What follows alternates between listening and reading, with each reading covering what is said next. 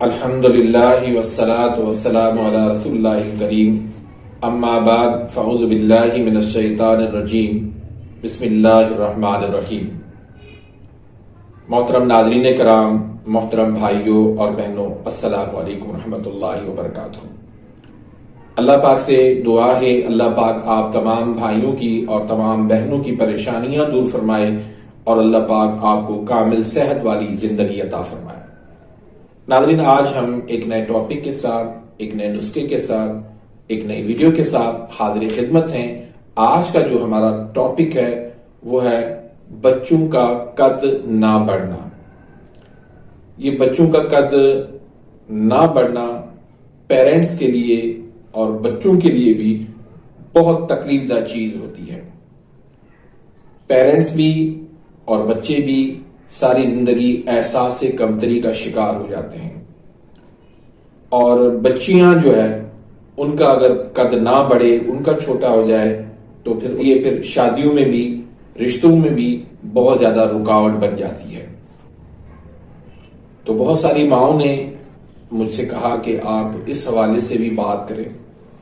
تو ناظرین، یہ قد چھوٹا کیوں رہ جاتا ہے، اس کی وجوہات کیا ہیں اور پھر اس کا علاج کیا ہے، تو اس پہ انشاءاللہ میں بات کرنے لگا ہوں۔ تو اس سے پہلے اگر آپ نے میرے اس چینل کو سبسکرائب نہیں کیا تو سبسکرائب کر دیجئے، بیل آئیکن گھنٹی کے نشان کو پریس کر دیجئے تاکہ میری ہر آنے والی لیٹسٹ ویڈیو کا نوٹیفیکیشن آپ تک پہنچ جائے اور آپ میری ویڈیو سے مستفید ہوتے رہیں۔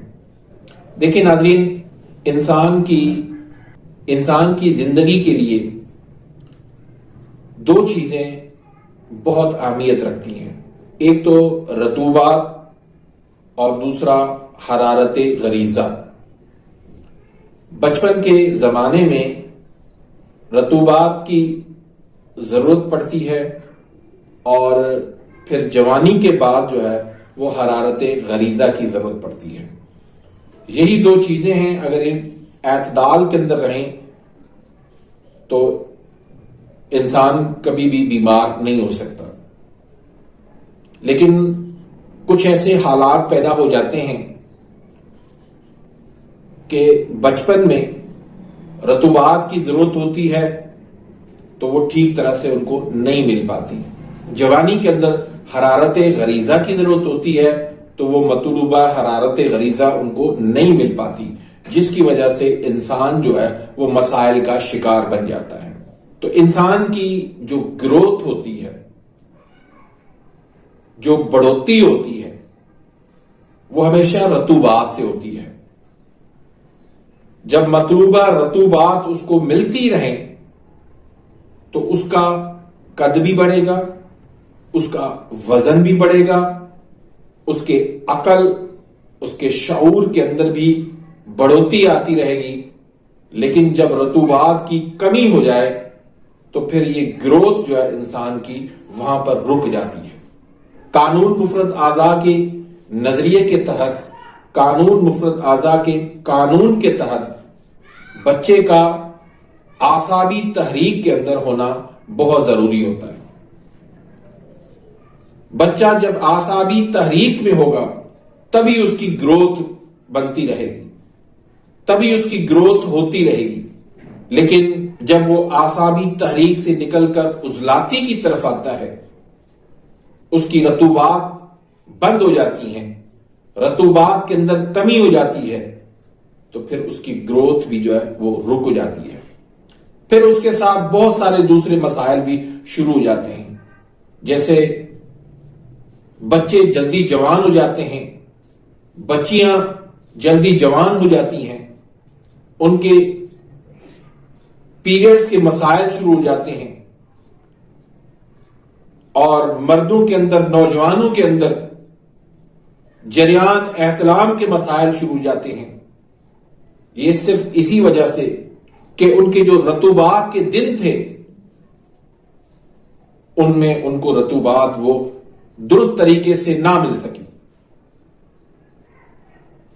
بچہ جب پیدا ہوتا ہے 2 سال 3 سال تک اس کا اعصابی غدی تحریک کے اندر ہونا ضروری ہوتا ہے۔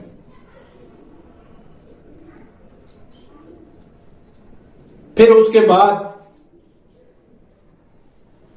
13-14 سال تک اس کا اعصابی عضلاتی تحریک کے اندر ہونا ضروری ہوتا ہے. یعنی جوانی سے بلوغت سے پہلے پہلے اس کا اعصابی تحریک میں ہونا ضروری ہوتا ہے. اعصابی غدی اور اعصابی عضلاتی یہ دونوں ملا کے بلوغت سے پہلے یہ دونوں تحریکوں میں ہونا ضروری ہے. یہیں پر بچے کی گروتھ ہوتی ہے. اور جب وہ اعصابی تحریک کو چھوڑ کر عضلاتی کی طرف چلا جاتا ہے پھر رطوبات اس کی بند ہو جاتی ہیں, اس کی گروتھ رک جاتی ہے, وقت سے پہلے وہ جوان ہونے لگتا ہے, وقت سے پہلے وہ بوڑھا بھی ہونے لگتا ہے. اب جب وہ عضلاتی کے اندر چلا گیا, اب اس کی کیسے گروتھ ہو, آپ اس کو واپس اعصابی کی طرف لے آئیں, اس کو اعصابی غدی کی طرف لے آئیں, آپ بچے کا قد بڑھا دیں گے انشاءاللہ. بچے کی گروتھ ہونے لگے گی, بچے کا وزن بھی بڑھے گا, بچے کا قد بھی بڑھے گا, بچے کے عقل و شعور کے اندر بھی اضافہ ہوگا. بچہ آپ دیکھیں گے ہر لحاظ سے وہ فٹ ہوتا چلا جائے گا. تو اس کے لیے 2 چیزیں میں آپ کو دیتا ہوں, وہ آپ استعمال کروائیں, انشاءاللہ بچے کا قد بڑھ جائے گا. لیکن اس کے لیے غذا کا خصوصی خیال رکھنا ہے. عضلاتی جو ہیں, خشک جو غذائیں ہیں وہ آپ نے بند کرنی ہوں, جیسے دہی, لسی, آلو, مٹر, گوبھی, بینگن, پکوڑے, مچھلی, کریلے, تلی ہوئی جتنی بھی چیزیں ہیں, ہری مرچ, یہ ساری چیزیں آپ نے بند کرنی ہوں. اور ان کی جو غذا آپ نے دینی ہے 4, 5 اور 6 نمبر کی. چارٹ کے حساب سے جو ہمارا چارٹ ہے اس میں 4, 5 اور 6 نمبر کی جو غذائیں ہیں وہ آپ نے دینی ہے, جس میں کھجور ہے, شہد ہے, بکرے کا گوشت ہے, دیسی مرغی ہے, کدو, توری, مولی, گاجر, بھنڈی, پیٹھا, سفید چاول, میٹھے چاول, کیلا, امرود, سویاں, کسٹرڈ, اس طرح کی غذائیں آپ نے بچوں کو دینی ہے. اور ایک نسخہ آپ نے استعمال کروانا ہے جس میں 2 چیزیں ہیں, ایک ہے کنگھی بوٹی اور دوسری چیز ہے مچھلی کے کانٹے. ان دونوں کو آپ نے برابر وزن میں پیس لینا ہے اور 500 mg کے کیپسول بھر لیں. 1 کیپسول صبح دیں, 1 کیپسول دوپہر دیں, 1 کیپسول رات کو دودھ کے ساتھ دیں. اور دوسرا نسخہ ازگن ناگوری اور سرنجا شیری, یہ بھی ہم وزن لے کے آپ اس کے بھی آپ 500 mg کے کیپسول بھر لیں. صبح, دوپہر, شام 1 کیپسول دیں. اللہ کے فضل کرم سے آپ مہینے کے اندر دیکھیں گے کہ بچے کا جو ہے وہ قد بڑھنا شروع ہو جائے گا.